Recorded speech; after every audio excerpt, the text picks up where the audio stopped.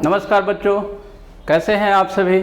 आशा करता हूं कि आप लोग सब बढ़िया से होंगे, अपनी पढ़ाई में लगे हुए होंगे। मैं डॉक्टर अंजनी कुमार सिन्हा आज फिर से इस गया गाइडेंस प्रोग्राम के मंच पे आप लोगों का स्वागत करता हूं। और 11th क्लास का आज यह लास्ट चैप्टर जो है वह मैं लेकर के संविधान का राजनीतिक दर्शन, संविधान का राजनीतिक दर्शन आज हम लोग पढ़ेंगे। और इसकी शुरुआत करने से पहले मैं आपको बता दूं कि जो 2 चैप्टर इसके पूर्व का है वह अभी उस पर काम चल रहा है और दूसरे सर उसको आपको बहुत जल्द ही उसको कंप्लीट करा देंगे। इसके बाद हम लोग जो है आपकी दूसरी पुस्तक जो है पॉलिटिकल थ्योरी उसको लेकर के हम लोग संचालित करेंगे। तो यहाँ पर यह परेशान नहीं होना कि लास्ट चैप्टर है बीच का छूट गया है, वह उस पर काम चल रहा है और अगले ही कक्षा में उस पर आपको क्लासेस मिल जाएगा। ठीक है, तो हम लोग चलते हैं। आज देखते हैं कि कौन कौन से बिंदुओं पर इस पर चर्चा हम लोग करेंगे। संविधान के राजनीतिक दर्शन कहने का मतलब क्या होता है, दर्शन से क्या समझते हैं, इस पर बात करेंगे। और दर्शन के संबंध में किन किन बिंदुओं पर जो है संविधान में बातें की गई है उनको समझने का प्रयास करेंगे। साथ ही आर्थिक, राजनीतिक, सामाजिक दर्शन की जो बात आती है, डीपीएसपीज की जो बात आती है, मूल अधिकार की बात जो आती है, इन सब बिंदुओं पर आज जो है हम लोग चर्चा करेंगे। देखिए, कुछ जो इस क्लास में बातें कही जाएगी वह पूर्व की कक्षा से काफ़ी मिलती जुलती रहेगी। और मैं पहले भी आपको बार बार बोलते रहा हूं कि पूर्व की क्लास जब आप देखेंगे तो आने वाले क्लासेस में आपको बहुत सी सहूलियत होगी समझने में, सीखने में, उसको आपको याद रखने में। ठीक है, तो इसके अंत में हम लोग आज इस कक्षा के अंत में हम लोग सीखेंगे कि संविधान की जो है कौन कौन सी आलोचनाएं की गई है और उनकी कौन कौन सी जो है सीमाएं भी हैं। ठीक है, चलिए स्टार्ट करते हैं आज के पाठ को। ठीक है, यहाँ देखिए आपको ये स्लाइड्स पे बहुत सारी चीज़ें लिखी गई हैं। ठीक है, मैं आपको यहाँ मौखिक रूप से ही उस पर डील करूँगा और कोशिश करूँगा कि आपको यह सारी चीज़ें अनिवार्य रूप से समझ में आ जाए। ठीक है, अब दर्शन, संविधान के दर्शन कहने का मतलब क्या होता है। अब दर्शन जैसे हम लोग यह कहते हैं कि जो है आपके दर्शन हुए, ठीक है ना। इसका मतलब क्या होता है कि जब आमने सामने कोई व्यक्ति होता है तो कहता है कि दर्शन हुए। लेकिन यहाँ पर दर्शन कहने का मतलब जो है आप उस दर्शन से ना कर करके एक उसकी फिलॉसफी से समझेंगे। दर्शन को इंग्लिश में फिलॉसफी बोला जाता है। और फिलॉसफी कहने का मतलब, दर्शन कहने का मतलब, जब संविधान हमारा बन रहा था तो उस संविधान निर्मात्री सभा के संविधान बनाने के पीछे कैसी सोच थी उससे हम लोग इसको समझेंगे। ठीक है, अर्थात कहने का मतलब यह है कि जिसकी जैसी सोच होती है उसी प्रकार जो है वह कार्य करने लगता है, या जैसा उसका सोच होता है वह उस प्रकार बन जाता है। तो हमारा जब संविधान बन रहा था उस समय हमारे संविधान निर्मात्री जो सभा थी उसके जो सदस्य थे वह बहुत सारी ऐसी लोकतांत्रिक भावनाओं से ओतप्रोत थे। वह विभिन्न प्रकार की जो है गुणों को अपने देश में समाहित करना चाहते थे और उसके पीछे कारण भी बहुत सारे थे। हम लोग जानते हैं कि जब हमारा देश स्वतंत्र हुआ था तो उस समय हमारे देश का बंटवारा हो गया था और कई तरह की मांगे जो है उठने लगी थी, जैसे भाषा के राज्य का निर्माण, जैसे अपने संप्रदाय के नाम पे जो है डिवीज़न करने का कार्य, और भी कई तरह की चीज़ें जो है समस्याएं उन लोगों के सामने दिख रहे थे। हम लोग जानते हैं कि भारत जो है वह विविधता से भरा देश है। कदम कदम पे जो है आपके भिन्न भिन्न प्रकार के लोग होते हैं, कई तरह के भाषी होते हैं, हर प्रकार के लोग जो है यहाँ पर हैं और सबको एक सूत्र में बांधना यह बहुत बड़ा कार्य था। संविधान निर्मात्री सभा जो है यह अवगत थी कि हम ऐसे संविधान का निर्माण करें जो सबके लिए अनुकरणीय हो और सब उस पर जो है अमल करें।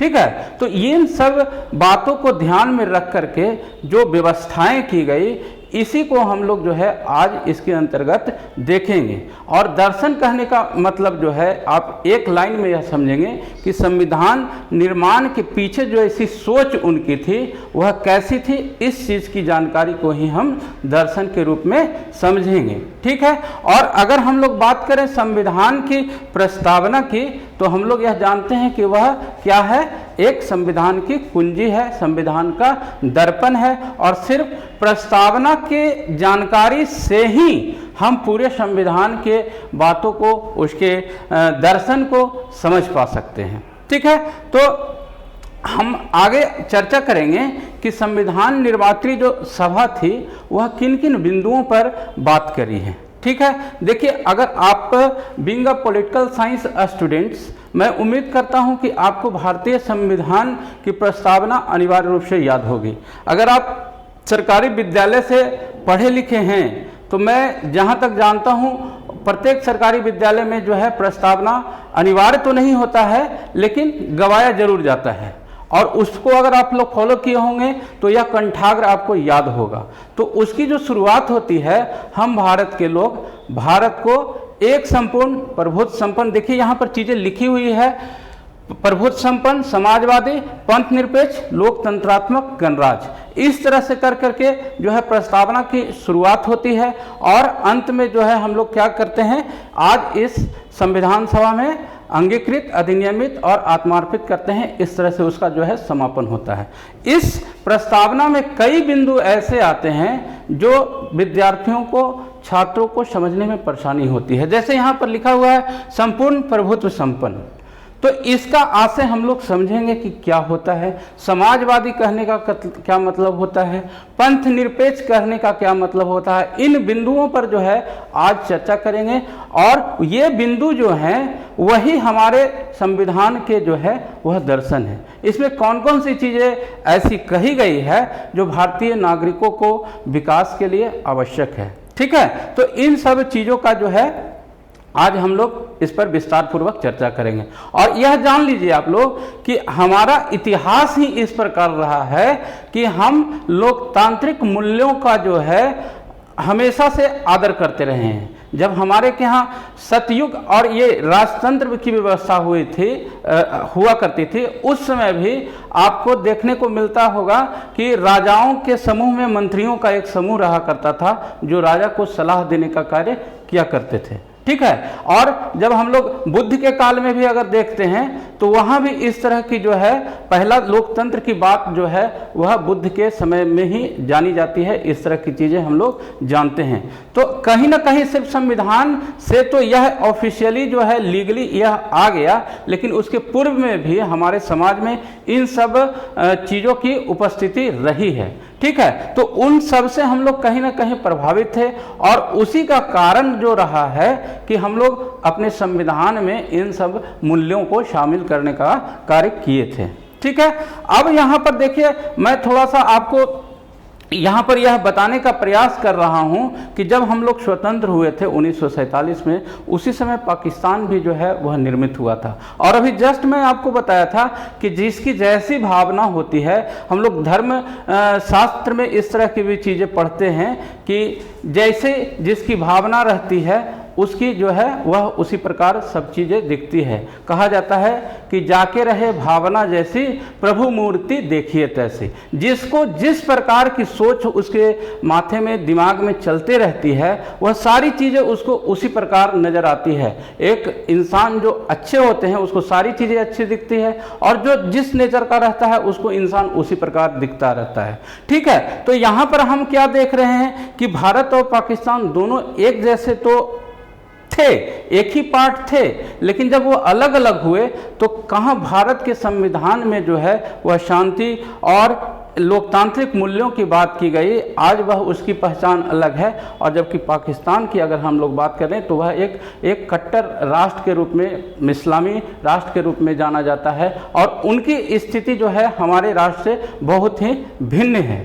ठीक है, तो यहाँ पर मैं आपको क्या समझाना चाह रहा हूँ, किसी पे ऊपर में ब्लेम लगाने की मेरी इच्छा नहीं है, लेकिन हाँ आपको यह मैं जरूर समझाना चाह रहा हूँ कि जैसी आप सोच रखेंगे, जिस प्रकार हमारी संविधान निर्मात्री सभा की सोच थी कि भिन्न भिन्न देशों से अच्छी अच्छी बातें अपने देश में ला करके के इस्तेमाल उसको किया जाए, और ऐसी चीज़ों का निर्माण किया जाए जो पूरे भारत में जो है उसको लोग मानने के लिए, स्वीकार करने के लिए जो है इच्छा से उसे सहमत हो जाएं। ठीक है। तो इस सारी चीज़ों को जो है हमारे संविधान में व्यवस्था की गई और सभी धर्मों, सभी जातियों, सभी भाषा भाषी के लोगों को यह संविधान स्वीकार हुआ और उस पर हम लोग आगे भी अभी तक कायम वह चल रहा है। देखिए, आप अगर विश्व के अन्य देशों का उदाहरण लेंगे, जैसे फ्रांस का अगर आप उदाहरण लेते हैं, तो वहाँ पर कई तरह की चीज़ें आई, फिर जो है व्यवस्था समाप्त हुई,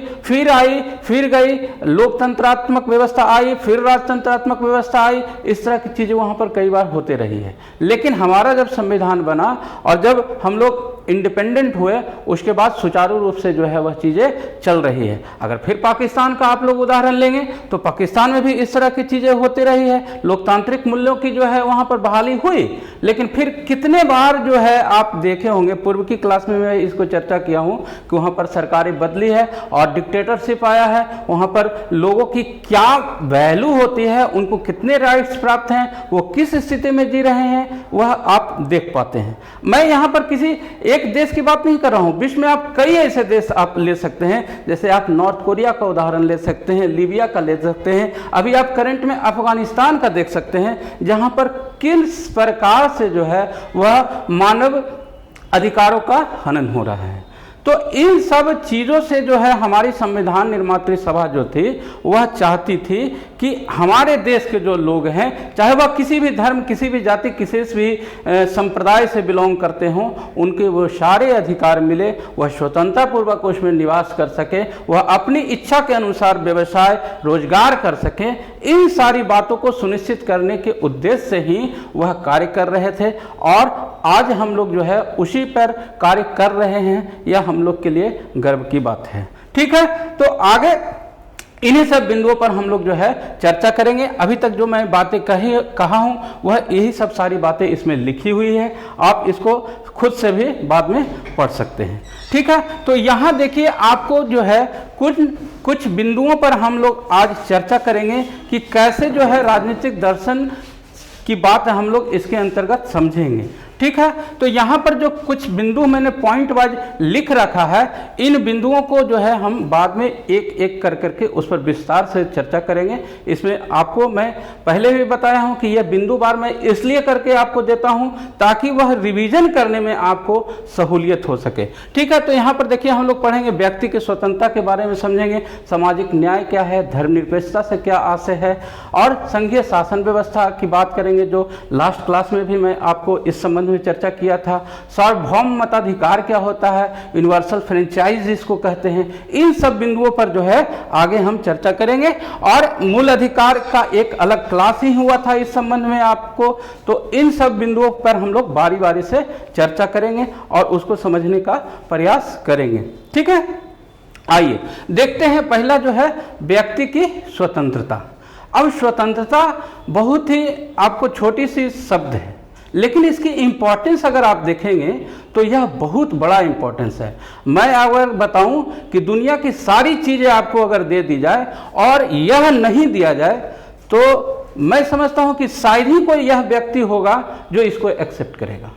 और यह स्वतंत्रता जो है, यह स्वतंत्रता जब संवैधानिक चीज़ों की जब बात आ रही है, संविधान बनाने के बाद जब यह चीज़ें बात आ रही है, सिर्फ इस समय से यह नहीं था। जब हम लोग प्राकृतिक अवस्था में चल देंगे, हॉब्स लॉक्स रूसो को पढ़ेंगे, यह हालांकि आपके सब्जेक्ट से यह रिलेटेड नहीं है, जब आप बीए में जाएंगे तब आपको पढ़ने के लिए मिलेगा, ठीक है ना। लेकिन जब आप लॉक को समझेंगे, उदारवाद को समझेंगे, लिबरलिज्म को समझेंगे, तो वह इंसान जो था वह लिबर्टी को प्रायोरिटी देता है।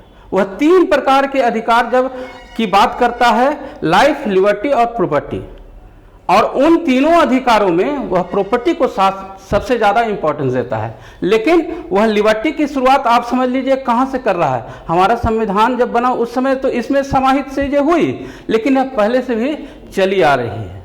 और जितनी भी क्रांतियाँ हुई, जितने भी आंदोलन हुए, आप चाहे अमेरिकी स्वतंत्रता संग्राम को देख लें, फ्रांसीसी क्रांति को देख लें, उस सारे चीज़ों में जो है वह लिबर्टी नाम की जो चीज़ है उसके लिए बहुत सारे कार्य हुए हैं।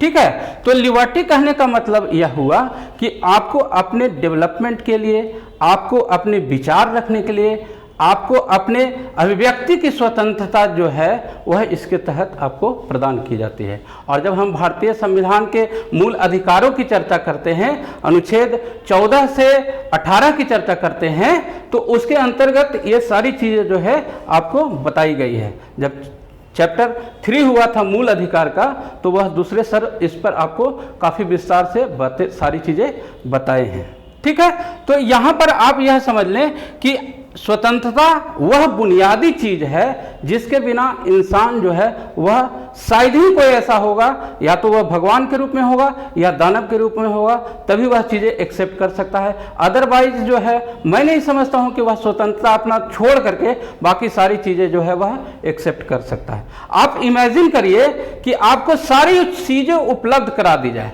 और कहा जाए कि आप किसी से ना बोलेंगे ना किसी को सुनेंगे, तो आप क्या इस तरह की चीज़ें कर पाएंगे? आप सोचिएगा कि अगर मैं कर पाया हूं तो अपनी स्वतंत्रता को छोड़ सकता हूं, और अगर नहीं कर पा रहा हूं या नहीं कर सकता हूं तो यह कितनी इंपॉर्टेंस है। और इसी के लिए जो है सारी जो है क्रांतियां हुई हैं।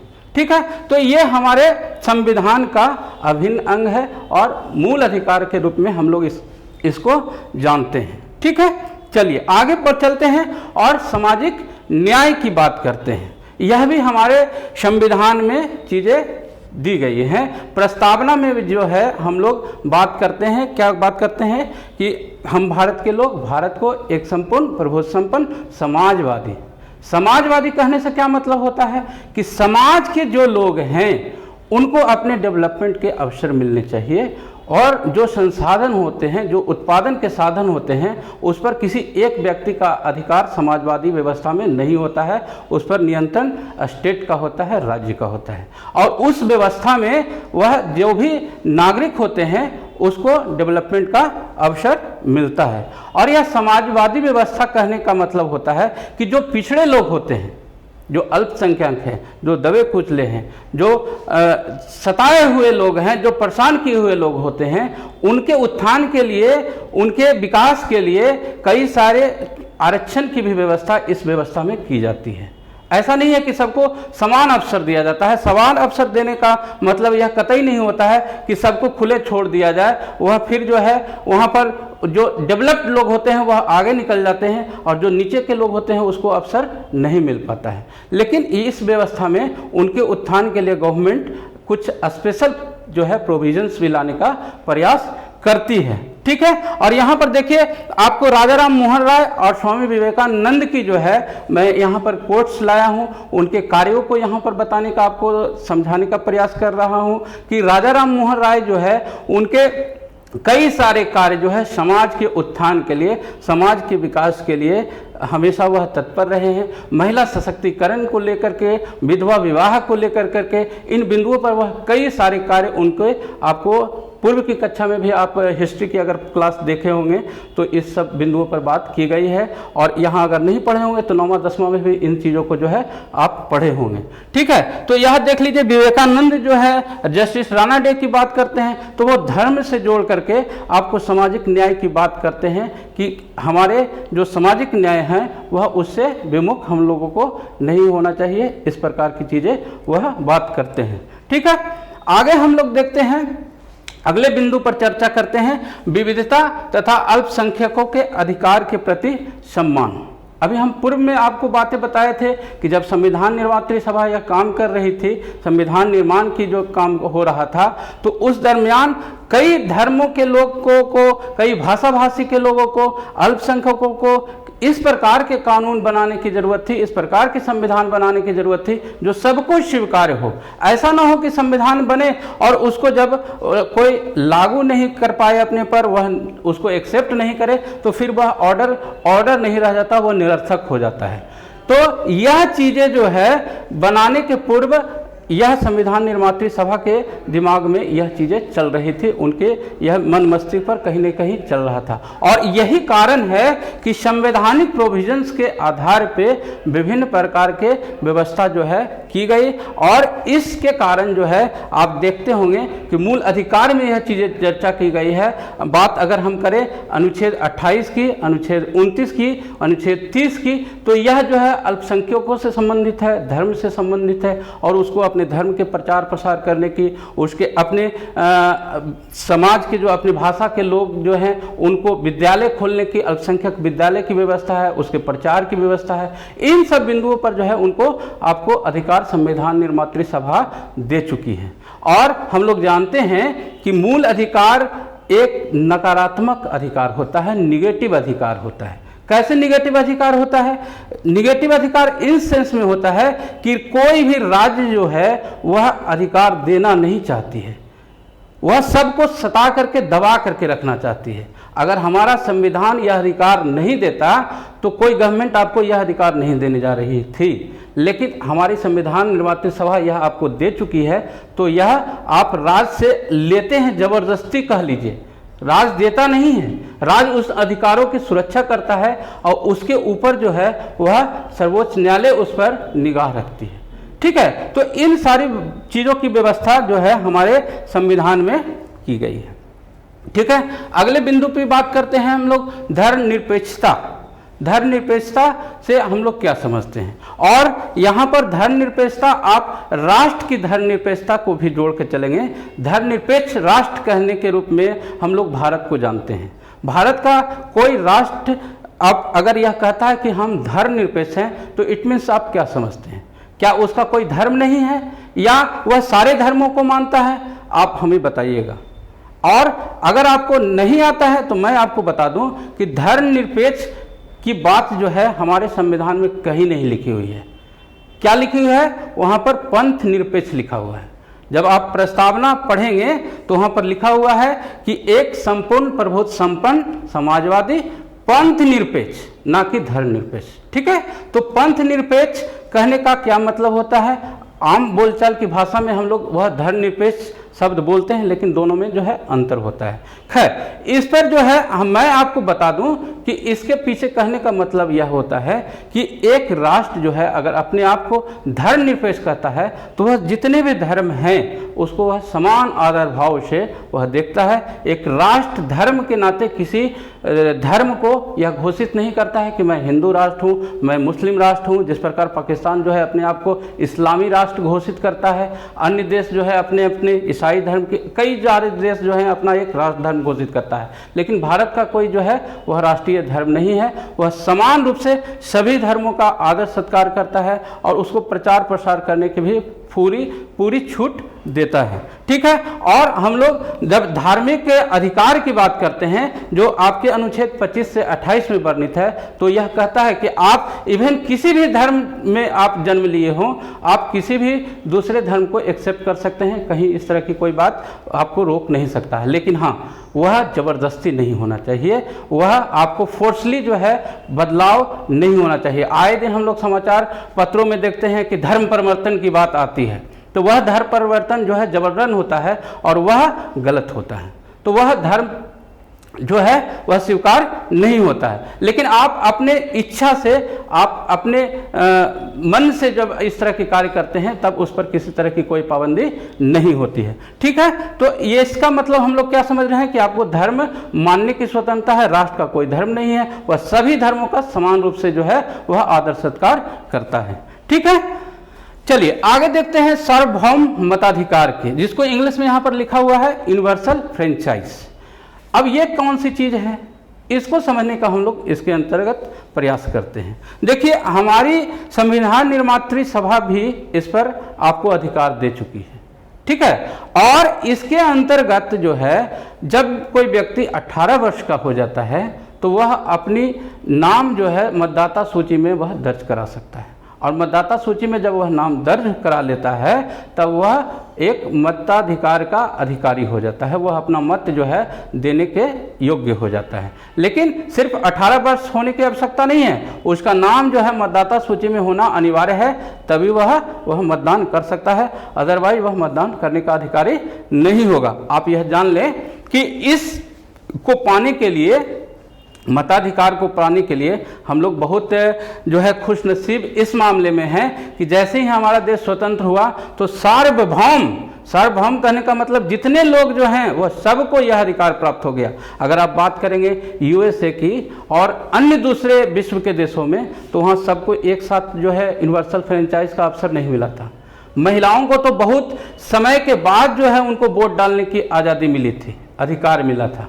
ठीक है, तो विश्व में कई सारे आंदोलन हुए, आप महिला जो है आंदोलन हुई है, उसके तहत यह दूसरी जो वेव चला था उसमें इन सारी चीज़ों की मांग उठी थी कि हमको भी जो है राजनीतिक अधिकार मिलने चाहिए, इस प्रकार की चीज़ें आई थी सामने। लेकिन यहाँ पर जब हम लोग स्वतंत्र हुए तो चाहे वह महिला हो, चाहे वह पुरुष हो, चाहे वह गरीब हो, चाहे वह अमीर हो, हर वर्ग के लोगों को किसी भी बिना कोई शर्त के, सिर्फ एक शर्त थी कि उनकी 18 वर्ष आयु होनी चाहिए। ठीक है, तो यह तो शर्त नहीं है, एक जो है पैमाना है, किसी पैमाने को अपनाना तो पड़ता ही है किसी कार्य को करने के लिए।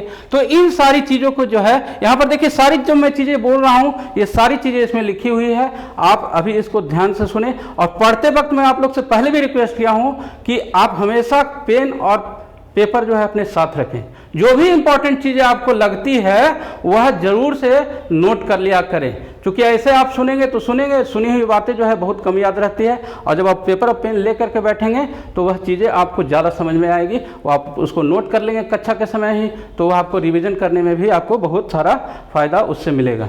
ठीक है, अब चलते हैं विधि के शासन।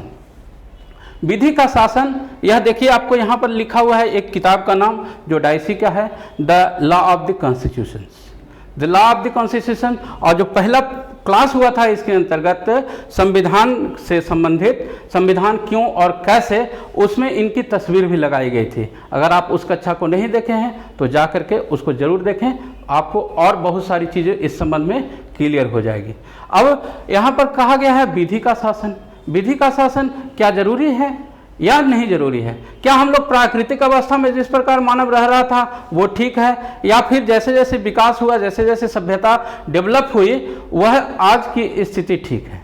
तो आज जो इस व्यवस्था में हम लोग रह रहे हैं, संविधान के बातों को मानने के लिए बाध्य हैं, उसमें हम लोग बात करते हैं विधि के शासन की। और विधि के शासन फिर हम लोग देखेंगे अनुच्छेद 14 में, जो कहता है कि सबको विधि के समझ क्या मानता है, समान मानता है। कोई भी व्यक्ति जो है वह लॉ के नज़र में, कानून के नज़र में क्या है, एक समान है, सबके साथ एक जो है दंड व्यवस्था की गई है, एक गुनाह के लिए एक ही उसको सजा की व्यवस्था की गई है।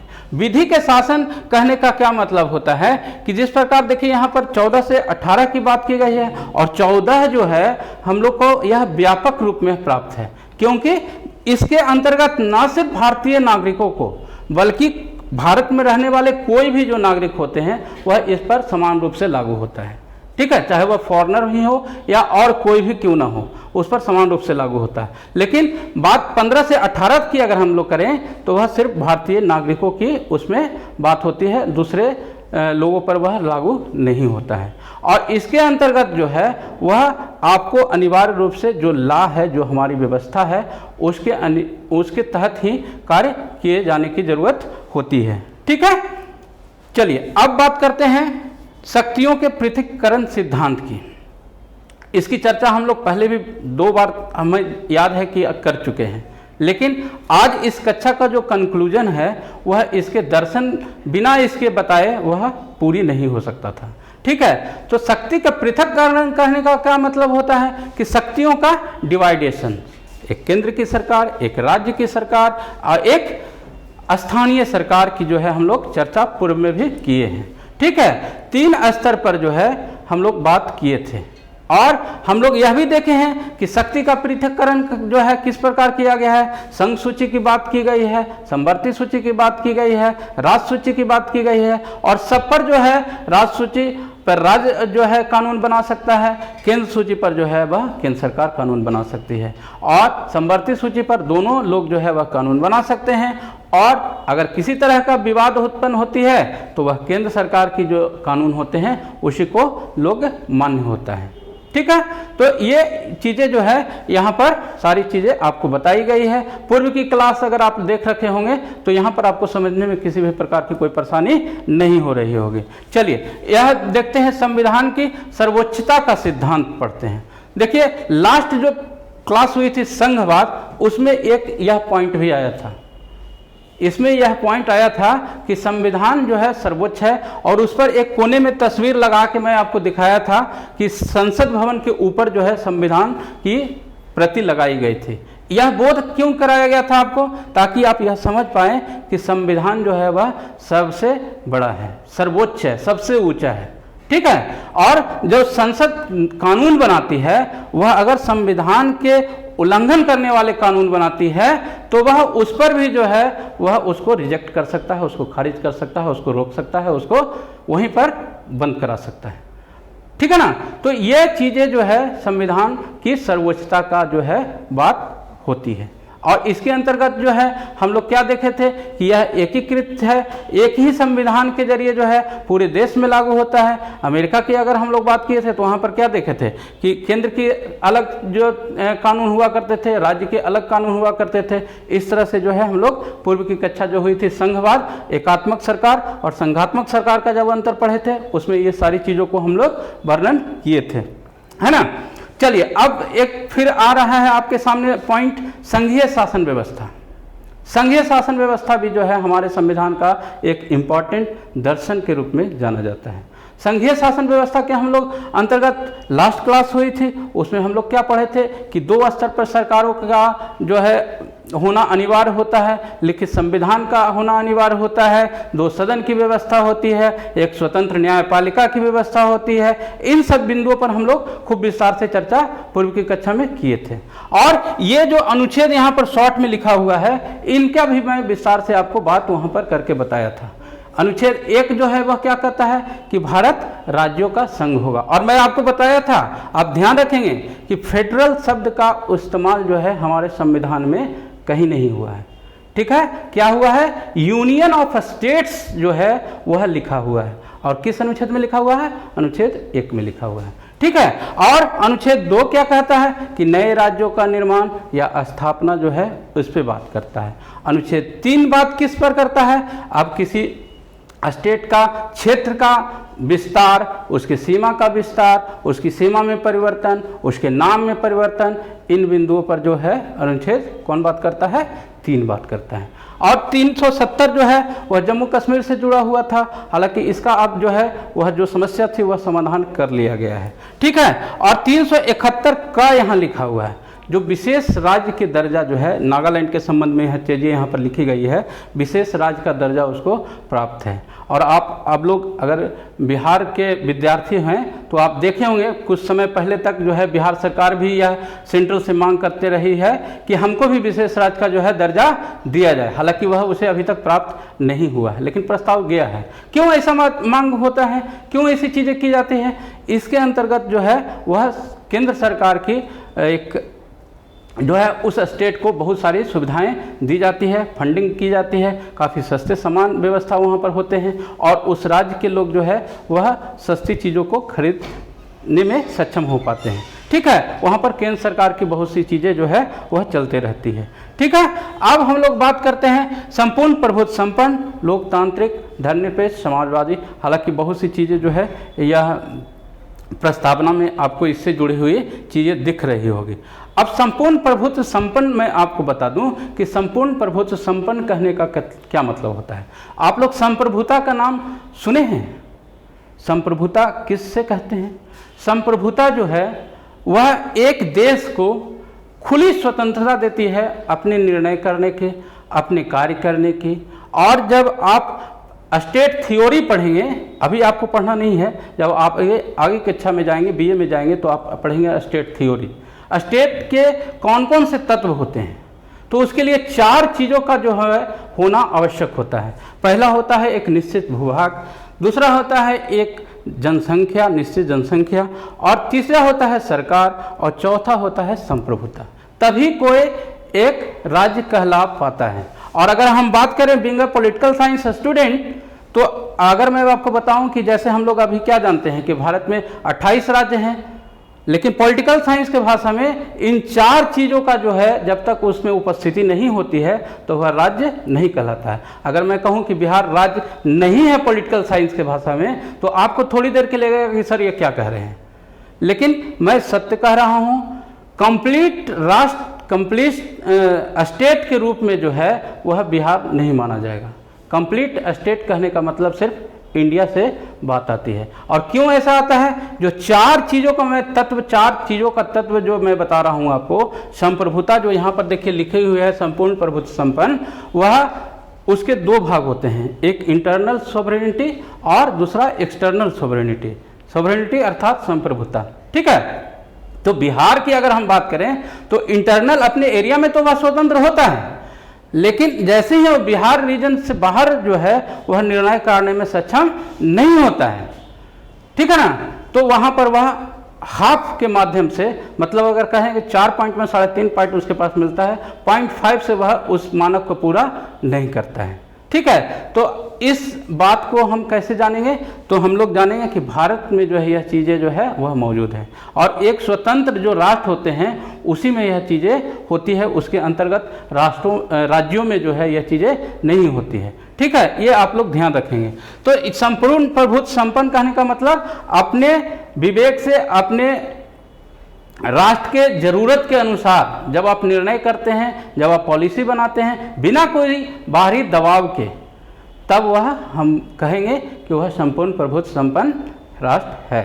ठीक है, स्वयं का मालिक होना ही संप्रभु कहेंगे हम लोग। ठीक है, उसके बाद चलते हैं लोकतांत्रिक, गणराज, धर्मनिरपेक्ष। अब लोकतंत्र व्यवस्था के अनुसार हम लोग क्या देखते हैं, लोकतांत्रिक व्यवस्था में क्या होता है, एक व्यक्ति को अपनी अभिव्यक्ति की स्वतंत्रता होती है, वह अपने अधिकार की जो है उसमें मांग करता है, वह एक दबा कुचला व्यक्ति भी टॉप मोस्ट पोजीशन पर पहुंचने की आज़ादी होती है। दूसरी अन्य व्यवस्थाओं में क्या हम लोग देखते हैं कि वहाँ पर इस तरह की चीज़ें जो है उपलब्ध नहीं होती हैं, है ना। तो यहाँ पर अब देखिए एक और पॉइंट है गणराज। गणराज कहने का क्या मतलब होता है, जहाँ पर जनता का शासन हो और जहाँ का हेड जो होते हैं वह जनता के द्वारा चुने जाते हैं।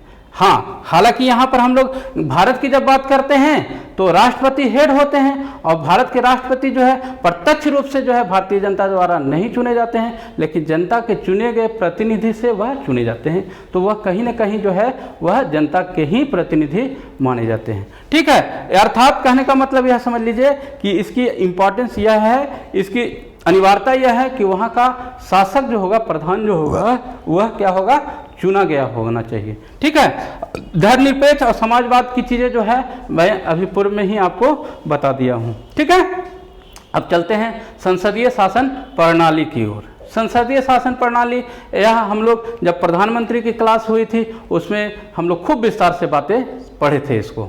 ठीक है, संसदीय व्यवस्था जो है हम लोग कहाँ से लिए हैं, जापान, ये ब्रिटेन से उस चीज़ को हम लोग एक्सेप्ट किए थे, और यहाँ की संसदीय व्यवस्था जो है वह सब एक समान, जैसे विश्व में और जगह जो है वह उससे मिलती जुलती नहीं है, हर जगह की जो है संसदीय व्यवस्था में कुछ अंतर भी होता है। ठीक है, और इस व्यवस्था में हम लोग क्या देखते हैं कि 2 स्तर पर जो है 2 सदन होते हैं, एक लोकसभा होती है, एक राज्यसभा होती है, और वास्तविक शक्ति जो होती है वह मंत्रिपरिषद में होती है। संसदीय व्यवस्था में हम लोग क्या पढ़े थे कि एक जो है वास्तविक प्रधान होता है और एक जो है कॉन्स्टिट्यूशनल प्रधान होता है, संवैधानिक प्रधान होता है, जिसमें 2 तरह के आपको एग्जीक्यूटिव की भी मैं बात किया था, डी जूरे, अगर आपको याद है तो बताइएगा कि डी जूरे किसको बताए थे और डी फैक्टो से जो है किसका बोध कराए थे। दोनों स्तर पर, आपको केंद्र के स्तर पर भी मैं इसको बताया था और राज्य के स्तर पर भी जो है इस चीज़ को मैं आपको बताया था कि वह कैसे कार्य करता है। ठीक है, तो ये संसदीय शासन व्यवस्था में जो है क्या होता है, एक संसद होती है जिसके 2 सदन होंगे, 2 स्तर पर वह सरकार चलेगी, केंद्र में रहेगी, राज्य में रहेगी, और एक संवैधानिक प्रधान होगा और एक जो है वास्तविक प्रधान होगा। राष्ट्रपति जो है संवैधानिक प्रधान के रूप में हम लोग जानते हैं, और प्रधानमंत्री को जो है वह वास्तविक के रूप में जानते हैं। ठीक है, अब हम लोग चलते हैं स्वतंत्र और निष्पक्ष निर्वाचन आयोग की बात करते हैं। अनुच्छेद 324 से 329 तक में यह चीज़ें वर्णित है।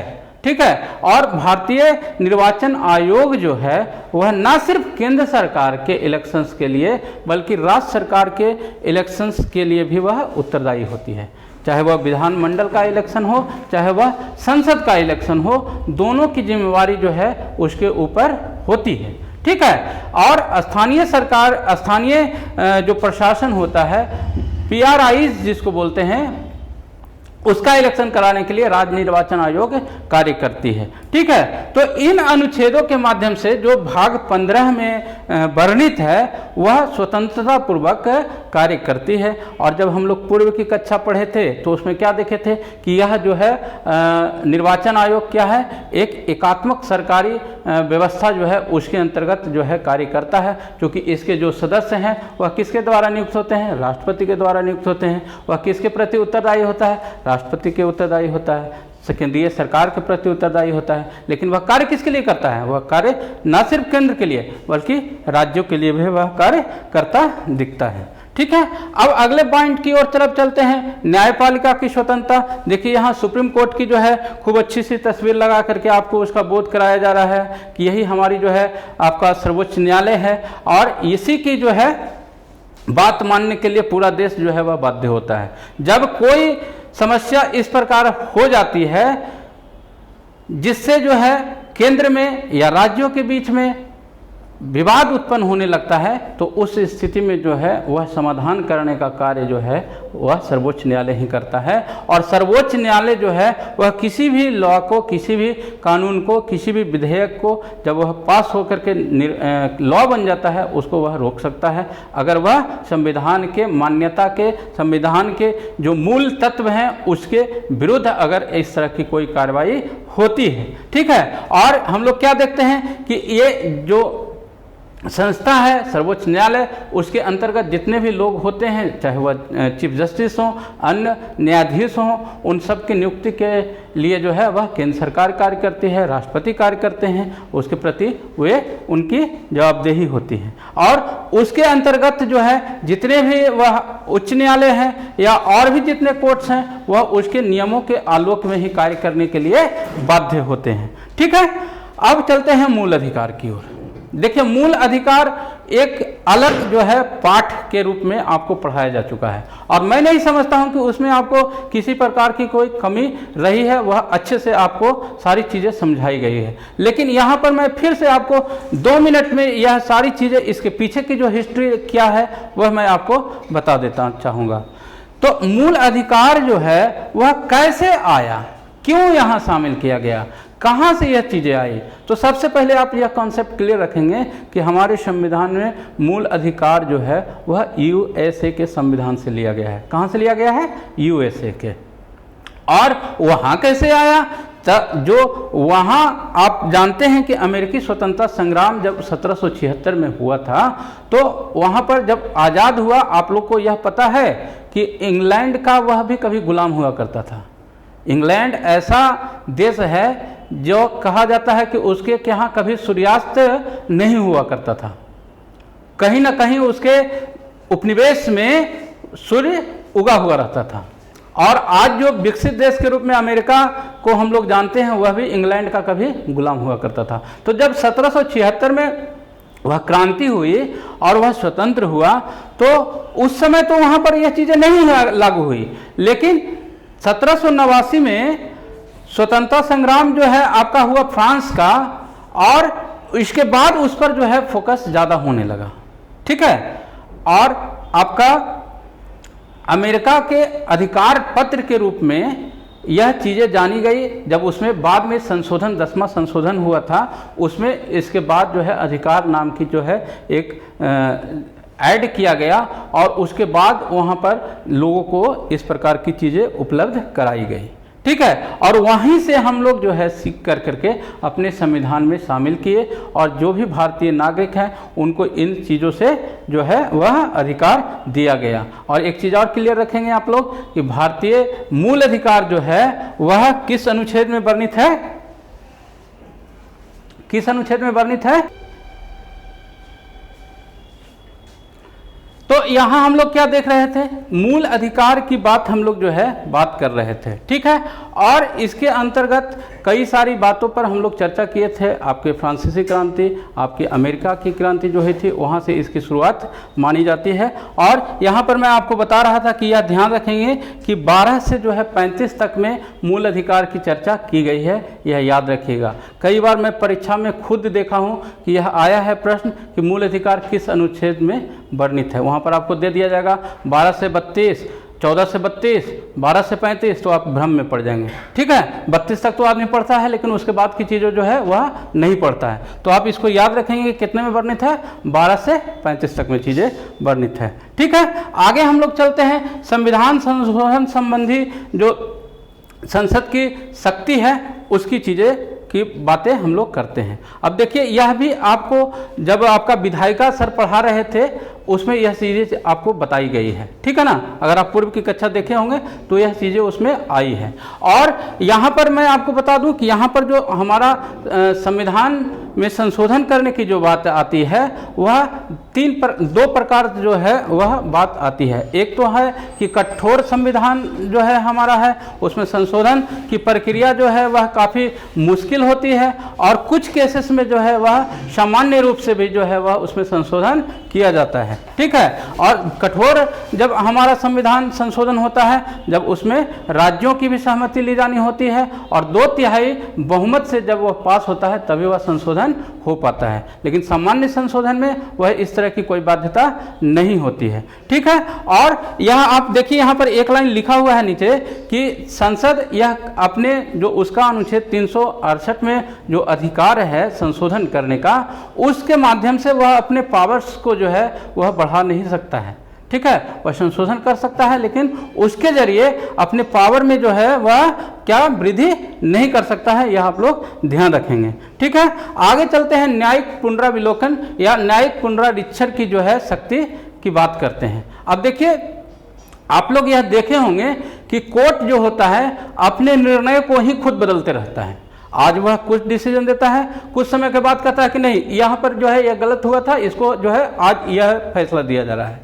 तो यह चीजें वह क्यों करता है? ताकि जो उसके जरिए अगर गलती हुई है उसको वह सुधार सके। और ना ही सिर्फ वह अपने डिसीजन को बदलता है, बल्कि किसी भी गवर्नमेंट से कोई भी अगर निर्णय लिया जाता है उसको भी वह बदलने का अधिकार रखता है। और एक मैं बात और आपको बता दूं, वह आप क्लियर रखिएगा कि पुनराविलोकन या पुनरीक्षण शब्द का पूरे संविधान में कहीं उपयोग नहीं हुआ है। अगर कभी यह प्रश्न आ जाए कि पुनराविलोकन या पुनरीक्षण किस अनुच्छेद के तहत वर्णित है, तो कहीं पर इस तरह की चीजें आपको नहीं दिखी मिलेगी प्रत्यक्ष रूप से लिखी हुई। लेकिन क्या होता है कि अनुच्छेद 13 जो है वह कहता है कि मूल अधिकार को लागू करने में जो भी कानून बाधक होगा वह वहां तक संशोधित हो जाएगा जहां तक मूल अधिकार के बातें मानने के लिए अनिवार्य होती है। तो यह जो अधिकार जो है वह मूल अधिकार को प्रायोरिटी देता है और वह कानून उसको रोकता है जो इसके अगेंस्ट में खड़ा होता है। पहली चीज। दूसरी चीज आप यह जान रखें कि इसके तहत जो है आपका सुप्रीम कोर्ट और हाई कोर्ट, यह दो ही कोर्ट को इस प्रकार की शक्ति प्राप्त है। सुप्रीम कोर्ट जो है वह अनुच्छेद 32 के तहत, जहां वह आप रीट आपको पढ़ाया गया था मौलिक अधिकार में, एक सर आपको उसके क्लास लिए थे, उसमें आप देखे होंगे कि अनुच्छेद 32 के तहत जो है वह 5 प्रकार के रीट जारी करता है और उसके तहत जो है वह न्यायिक पुनराविलोकन, न्यायिक पुनरीक्षण की बात जो है वह आती है। और अनुच्छेद 226 के तहत उच्च न्यायालय को इस प्रकार की शक्तियां प्राप्त है। और एक चीज मैं आपको यहाँ पर इंटरेस्टिंग और चीज बताता हूँ। ऐसे तो आम लोग को या आम नागरिकों को यह जानकारी होती है कि सुप्रीम कोर्ट ऊंचा है तो उसकी ज़्यादा शक्तियां प्राप्त होती है, हाई कोर्ट उससे जूनियर है, उसके सारे अधिकार उसके अंतर्गत आते हैं। लेकिन यही एक जो चीज़ है यहाँ पर आप देखिएगा कि इसका अधिकार क्षेत्र जो है हाई कोर्ट का सुप्रीम कोर्ट से भी ज़्यादा हो जाता है। और क्यों ज़्यादा हो जाता है? क्योंकि यह जो इसका एरिया है काम करने का वह बड़ा हो जाता है। जितने हाई कोर्ट्स हैं उसका एरिया बड़ा हो जाता है, वह छोटे स्तर पर कार्य कर रहा होता है। ठीक है, ये चीज़ें जो हैं आप दिमाग में अपना रखेंगे। ठीक है, राष्ट्र की एकता और अखंडता की अगर हम बात करें तो बिना एकता और अखंडता को बनाए हुए किसी भी जो है परिकल्पना को पूरा नहीं किया जा सकता। और यह हमारे संविधान में भी जो है चीज़ें वर्णित की गई है। प्रस्तावना जो हम लोग पढ़ते हैं उसमें राष्ट्र की एकता और अखंडता सुनिश्चित करने के लिए बंधुता बढ़ाने के लिए दृढ़ संकल्प होकर के इस तरह से सारी चीज़ें उसमें आती है। ठीक है, और एकता शब्द को जो है वह मूल रूप में ही शामिल किया गया था जब हमारा संविधान बना था, और अखंडता जो शब्द है वह बाद में 42वें संविधान संशोधन के द्वारा ऐड किया गया है उसमें। ठीक है, यह आप लोग ध्यान रखेंगे। जहाँ तक मूल कर्तव्य की बात है, तो मूल कर्तव्य जो है इसके जरिए हम लोग क्या देखते हैं कि जो हम अगर भारत के नागरिक हैं तो बीइंग अ इंडियन हम लोग को राष्ट्र के प्रति भी कुछ कर्तव्य बनते हैं। राष्ट्रीय संपदा की सुरक्षा और राष्ट्र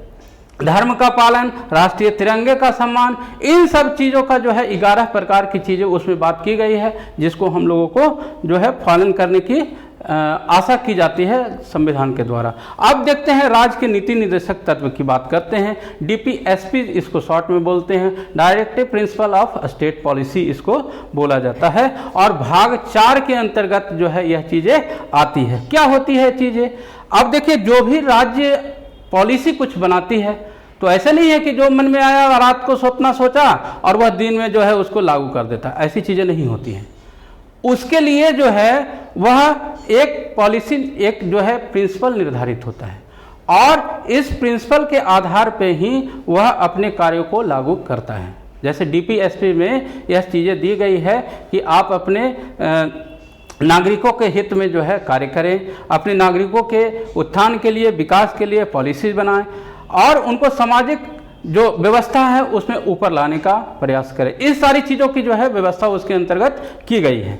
ठीक है, तो इन सब चीज़ों को ध्यान में रख करके, चाहे वह केंद्र सरकार हो, चाहे वह राज्य सरकार हो, या और किसी भी राज्य की सरकार हो, उस पर वह उसी आधार पे कार्य करता है। देखिए यहाँ पर एक कोट लिखा हुआ है GN जोशी का, वो लिखते हैं कि वे तत्व आधुनिक लोकतंत्र के लिए राजनीतिक, सामाजिक तथा आर्थिक कार्यक्रम प्रस्तुत करते हैं। यह किसकी बात कर रहे हैं? यह DPSP अर्थात राज्य के नीति निर्देशक तत्व के बारे में यह चीजें वह बोलते हैं। ठीक है, आगे हम लोग अब जो है इन चीज़ों पर चर्चा के उपरांत हम लोग यह जानेंगे कि सामाजिक आर्थिक दर्शन के रूप में जो विभिन्न विद्वान रहे हैं, जवाहरलाल नेहरू जो हमारे प्रथम प्रधानमंत्री रहे हैं, और डॉक्टर राजेंद्र प्रसाद जो पहले राष्ट्रपति रहे हैं, उनका क्या मानना था। तो देखिए, जवाहरलाल नेहरू कहते हैं कि हमारे संविधान जो बना उसमें हम लोग का उद्देश्य क्या था कि प्रत्येक आंख के आंसू पोंछ लिए जाएं, अर्थात जिसको भी जो गम था, जो तकलीफ थी, उसको जो है वह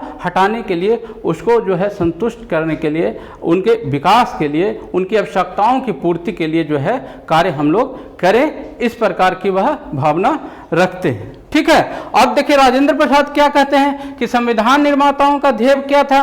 गरीबी और आश्रयहीनता को समाप्त कर दिया जाए, गरीबी को समाप्त करना, और जो है हम जब डिपेंडेंट होते हैं किसी पर तो उसको जो है समाप्त करने की बात करता है, और भेदभाव और शोषण को दूर कर करके एक उत्तम दशा की गारंटी जो है वह देने की बात की गई है उनके द्वारा। ठीक है, और उसी प्रकार के संथानम जो है वह लिखते हैं कि हमारे सामने जो है विकास करने के लिए क्या था? 2 रास्ते थे, एक तो थी क्रांति करने की, और एक जो है वह समन्वय पूर्वक, शांतिपूर्वक जो है विकास करने की।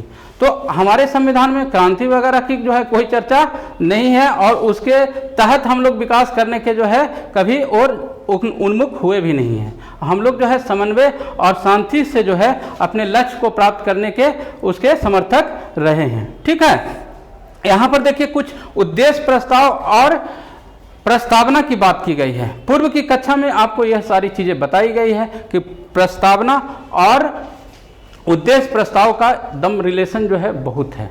एक को अगर बड़ा भाई आप कहें, दूसरे को छोटा भाई कहें, तो कोई गलती इसमें नहीं होगी। उद्देश्य प्रस्ताव की बहुत सारी चीज़ें जो हैं वह प्रस्तावना में हूबहू चीज़ें जिक्र की गई है, और यह जब पहली क्लास हुई थी संविधान क्यों और कैसे, उसमें भी मैं इस चीज़ को आपको बताया था। ठीक है, संविधान, और ये स्लाइड भी जो है उसी से संबंधित सारी चीज़ें लिखी गई है। और ये देखिए आपको प्रस्तावना जो है, मैं आपको पहले भी कहा हूँ कि यह सारी चीज़ें आपको याद होनी चाहिए, क्योंकि कभी कभी परीक्षा में आपको यह कंफ्यूज करने का काम करेगा। आपको से पूछ दिया जाएगा कि समानता, स्वतंत्रता और बंधुता, इनमें से पहले कौन आया है। अब जब आपको याद नहीं रहेगा चीज़ें तो आप निश्चित रूप से जो है आप गलत कर जाएंगे। आपको उसमें क्या करना होगा? पढ़ना पड़ेगा मन में। और जब पढ़िएगा तब आपको देखिएगा कि अच्छा पहले ये आया, पहले स्वतंत्रता आया, तब फिर न्याय आया, तब बंधुता आया। इस तरह से जो है आप आंसर तक पहुंच पाने में सक्षम हो पाएंगे। ठीक है, तो मैं इसके आपको गो थ्रू नहीं होगा, क्योंकि मैं इसके संबंध में बहुत सी चीज़ें पहले भी चर्चा कर दिया हूँ। ठीक है, अब जो है यहाँ पर आर्थिक जो आधार है दर्शन का, उस पर बात करते हैं। गांधीवादी विचार जो है वह गांधीवादी विचार के समर्थक जो है डॉक्टर राजेंद्र प्रसाद और एस.सी. मजूमदार के बारे में कहा जाता है। और इसके तहत जो है पंचायती राज व्यवस्था और छोटे छोटे कुटीर उद्योग जो हुआ करते थे उनको स्थापित करने की बात करते हैं वो, और इसके जरिए जो है ग्रास रूट लेवल पर उनके विकास की चीज़ें जो है पहुंचाने की बात की जाती है। ठीक है, उसी प्रकार समाजवादी विचार में जो है जवाहरलाल नेहरू और के.टी. शाह के नाम आता है, जो सामाजिक और नागरिकों को न्याय दिलाने की बात करते हैं, उनके मौलिक अधिकार की बात उनके द्वारा की जाती है। लोकतंत्रवादी विचार में सरदार पटेल और के.एस. मुंशी को जो है हम लोग याद रखेंगे। ठीक है, इसके तहत जो है वह कई सारी जो है उपलब्धता समाजवादी राज्य की व्यवस्था जो है वह की गई है। अब जो हम लोग कक्षा के लास्ट में चल रहे हैं और इसके जरिए जो है कुछ विद्वानों के यहाँ पर नाम आपको दिख रहे होंगे, उनके द्वारा किन किन तरह की जो है आलोचना की गई है। हालांकि आलोचना की जहाँ तक बात है तो इसकी विस्तार पूर्वक जो क्लास हुई थी वह आपका पार्ट 1 जब हुआ था आपका संविधान क्यों और कैसे में, वहाँ पर ये सारी चीज़ें खूब बताई गई है। यहाँ पर एक शॉर्ट में मैं आपको कुछ विद्वानों के नाम के जरिए आपको बताऊंगा कि वे क्या कहते हैं भारतीय संविधान को लेकर के। देखिए यहाँ पर डॉक्टर जेनिंग्स का जो है एक कोट दिया हुआ है और वह कहते हैं कि भारत का संविधान जो है सबसे लंबा, सबसे अधिक ब्यौरेवार वाला संविधान है। यह कर करके उसकी बड़ाई नहीं करते हैं बल्कि उसकी जो है वह खिंचाई करते हैं, उनकी आलोचना करते हैं। डॉक्टर पायली क्या कहते हैं, भारतीय संविधान को हाथी काय संविधान के रूप में वह संबोधित करते हैं। ये चीज़ें याद रखिएगा आप लोग, आपके ऑब्जेक्टिव प्रश्न में भी आ सकता है कि हाथी काय संविधान के रूप में किसने भारतीय संविधान को संबोधित किया है, तो वह आंसर डॉक्टर पायली के रूप में होगा। ठीक है, उसी प्रकार देशमुख क्या बोलते हैं कि शायद ही किसी संवैधानिक आलेख में इतने अधिक निरर्थक शब्दों का जो है इस्तेमाल किया गया है। अब देखिए हमारे संविधान की जो है ये बुराई कर रहे हैं, आलोचना कर रहे हैं, लेकिन उनकी इच्छा है, वह आपको उनको अधिकार है, विद्वान उस पर कर जो है उनको करते रहते हैं, आलोचक होते हैं, उससे हमको घबराना नहीं है जो, लेकिन हाँ जो वो कहते हैं उसको जरूर याद रखना है, क्योंकि कभी कभी परीक्षा में आलोचक के नाम भी आपको देखने को मिल जाएंगे। ठीक है, डॉक्टर महेश्वरी कहते हैं कि अपनी विशालता के कारण भारतीय संविधान जो है क्या है, वकीलों का स्वर्ग हो गया है। यह पहले भी हम लोग पढ़े थे कि जो संविधान सभा में थी उसमें वकील लोग बहुत हुआ करते थे, और जिस प्रकार अभी ट्रेंड जो चला हुआ है इंजीनियर डॉक्टर्स बनने का, उस समय कभी जो है बैरिस्ट्री पढ़ने का ट्रेंड हुआ करता था। घर घर में लोग बैरिस्ट्री पढ़ने के प्रति जो है उत्सुक हुआ करते थे। ठीक है, उसके बाद हरि विष्णु कामत जो है वह लिखते हैं कि हमें इस बात का गर्व है कि हमारा संविधान विश्व का सबसे विशालकाय संविधान है। तो ठीक है, ये सारी जो चीज़ें थी यह इसके अंतर्गत बताई गई है आपको।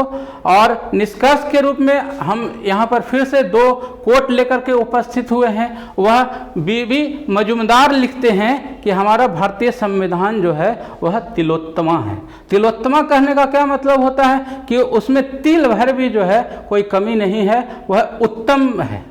ठीक है, और इसके पीछे जो है वह कैसे तुलना करते हैं कि हमारे संविधान निर्मात्री जो सभा थी वह विश्व के बहुत से संविधानों का अध्ययन करने के उपरांत उनकी अच्छाइयों को अपने संविधान में समेकित करने का प्रयास करी है। ठीक है, जहाँ तक बात है तिलोत्तमा शब्द की, तो इसके पीछे जो है एक धार्मिक कहानी आती है कि एक तिलोत्तमा नाम की सुंदरी हुआ करती थी जो 2 सगे भाइयों के बीच में लड़ाई उत्पन्न कर दी और दोनों एक दूसरे के जो है वह जान लेने पर उतारू हो गए और दोनों उसके प्रति जो है वह मर भी गए। इसको करने में दो राक्षस हुआ करते थे। तो खैर उस पर हमको नहीं जाना है, ये ऐसी चीज़ ही होती है जिसको लेकर के बहुत सारे लोग जो है परेशान हो जाते हैं। तो भीमराव अंबेडकर की जो है एक कोट यहाँ पर आपको दिखाया गया है और वह कहते हैं कि संविधान अगर खूब अच्छाइयों से भरा हुआ हो भी तो भी वह निरर्थक कब हो जाएगा, जब वहाँ के जो लोग होंगे वह कार्य करने वाले ठीक नहीं होंगे। संविधान बढ़िया है लेकिन अगर काम करने वाले लोग गड़बड़ होंगे तो वह संविधान जो है कभी सफलीभूत नहीं हो सकता है। अर्थात वह कहते हैं कि वह कार्यान्वित करने वाले लोग जो है वह अच्छे होने चाहिए, वह इसकी बात करते हैं। ठीक है, तो यही थी आज की क्लास। मैं उम्मीद करता हूँ कि आपको यह सारी चीज़ें समझ में आई होगी, और अगर किसी तरह की कोई परेशानी हो तो हम लोग से आप कमेंट बॉक्स के माध्यम से संपर्क कर सकते हैं। ठीक है, गृह कार्य के रूप में आप देखिए क्या है, भारतीय संविधान के राजनीतिक दर्शन हैं। अब कौन सा भारतीय राजनीतिक दर्शन? व्यक्ति की स्वतंत्रता हम लोग बात किए थे, संघीय शासन व्यवस्था बात किए हैं, विधि का शासन बात किए हैं, तो यह जो है उपयुक्त सभी हो जाएगा। इसमें से सारी चीज़ें जो है वह इसके दर्शन हैं। ठीक है, किस देश का संविधान स्वतंत्रता, समानता, सामाजिक न्याय, लोकतंत्र, राष्ट्रीय अखंडता तथा एकता की बात करता है? तो भारत, पाकिस्तान, चीन, इनमें से कोई नहीं। तो इस तरह की चीज़ें कहाँ हैं? भारत में है। उसके बाद लघु उत्तरीय प्रश्न के रूप में हम लोग क्या शामिल किए हैं? संविधान के दर्शन का क्या आशय है, यह लिखना है। बहुत संक्षिप्त में आप इसको लिख सकते हैं। भारतीय संविधान की आलोचना कौन कौन सी की गई है, यह आप खूब आराम से लिख सकते हैं। और उसके बाद दीर्घ उत्तरीय प्रश्न के रूप में हम लोग शामिल किए हैं भारतीय संविधान के दर्शन पर एक निबंध लिखना है।